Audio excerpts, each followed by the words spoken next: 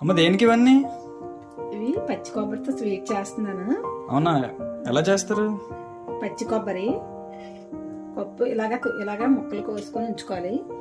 ఒక cup rice, ఒక rice నానబెట్టుకోవాలి. 2-3 గంటల ముందు నానబెట్టుకోవాలి. పెసరపప్పు ఉంటుంది కదా, పచ్చి పెసరపప్పు, అది ఇవి వేపుకొని ఉంచుకోవాలి. ఒక కప్పు బెల్లం, జీడిపప్పు, బాదం పప్పు, యాలకుల పొడి. ఓకేనా? ఇప్పుడు వీటితో స్వీట్ ఎలా తయారు చేయాలో చూద్దాం రండి. ఫస్ట్ వేయించిన పెసరపప్పు ఇలా పొడి చేసుకోవాలి. పెసరపప్పుని ఇలా పొడి చేసుకోవాలి. ఇలా పొడి చేసుకొని పక్కన ఉంచుకోవాలి. ఇప్పుడు కొంచెం రైస్,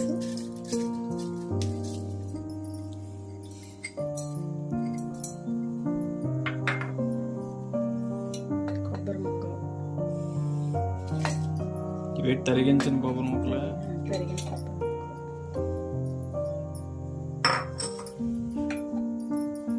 ఇవి వేయించి, ఈ పప్పు, ఈ పిండి ఉంది కదా, వేయించి పక్కన పెట్టుకున్నాం పెసరపిండి, ఆ పౌడర్ కూడా ఇందులో వేసేయాలి.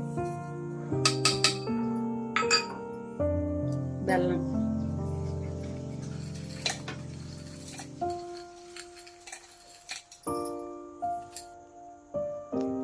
నీళ్ళు వేసుకొని, గ్లాస్ నీళ్ళు వేసుకొని ఆడుకోవాలి.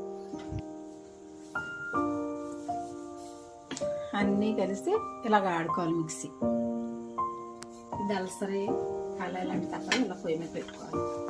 దలసరిగా ఉండాలి చక్కాలు.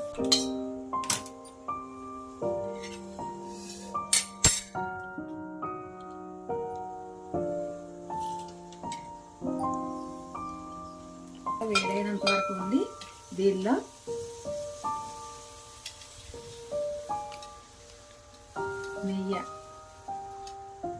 నెయ్యి వేసుకోవాలి.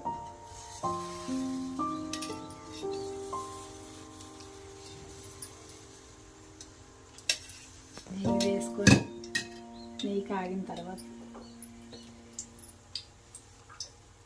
మనం కట్ చేసి పెట్టుకున్న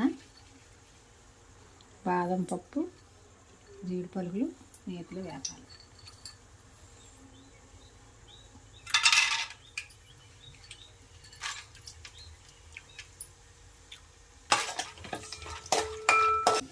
ఇలా వేయించినవన్నీ ఇలా పక్కన గిన్నెలో తీసుకోవాలి.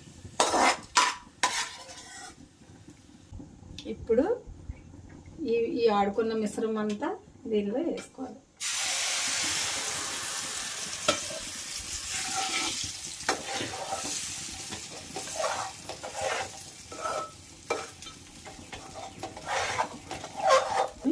అలాగే లో ఫ్లేమ్లో పెట్టి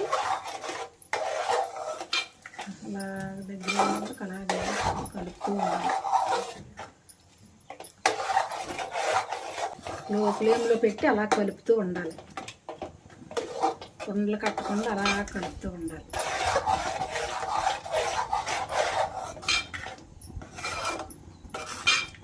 ఇందులో మనం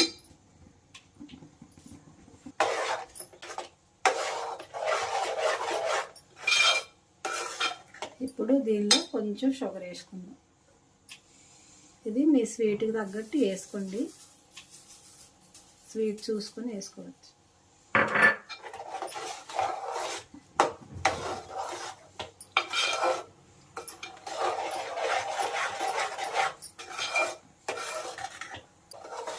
ఇలా లో ఫ్లేమ్లో పెట్టి చాలాసేపు బాగా దగ్గరికి అయ్యే వరకు బాగా కలుపుతూ ఉండాలి.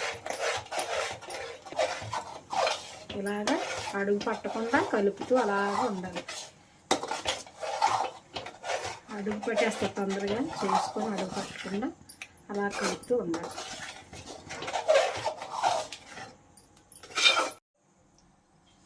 ఇప్పుడు మళ్ళీ ఇందులో కొంచెం నెయ్యి వేసుకుంటూ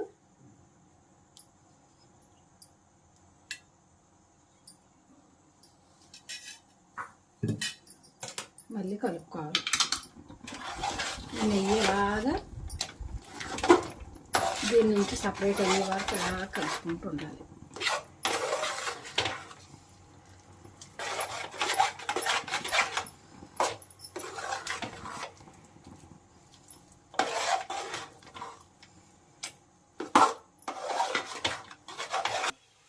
దీనిలో చిన్నది రుచికి చిన్నది సాల్ట్ వేసుకోవాలి. చిన్నది కొంచెం, చాలా కొంచెం వేసుకోవాలి. టేస్ట్ ఇలా ఇలా కలుపుతూ ఇలా చూడండి. దీనికి బాగా వేరుగా ఇచ్చేయాలి. అలా నెయ్యి మాత్రం కొంచెం ఎక్కువ పడుద్ది. మంచిదే కదా నెయ్యి తింటే.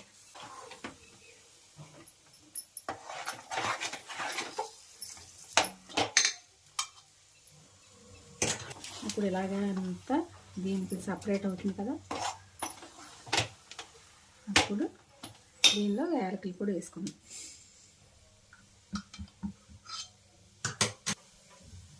యాలకుల పొడి,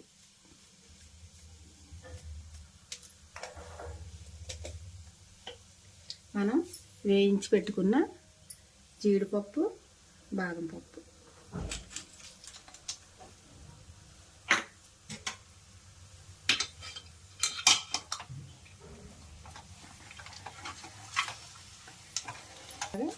అంతా బాగా మిక్స్ చేసుకోవాలి.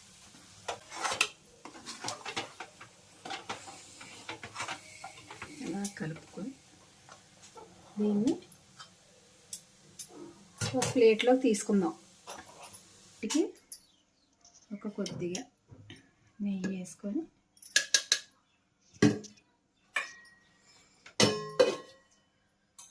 దీన్ని బాగా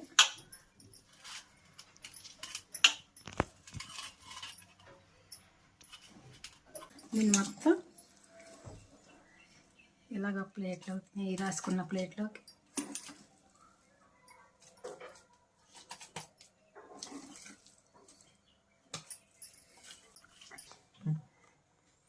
ఇలాగా ప్లేట్లో ఆ మిశ్రమం అంతా ప్లేట్లో ప్లేట్కి నెయ్యి రాసుకొని మొత్తం ఇలాగ చేసుకోవాలి నీట్గా.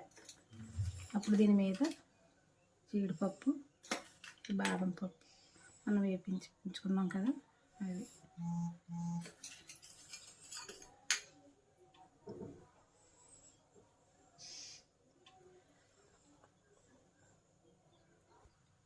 ఇలా.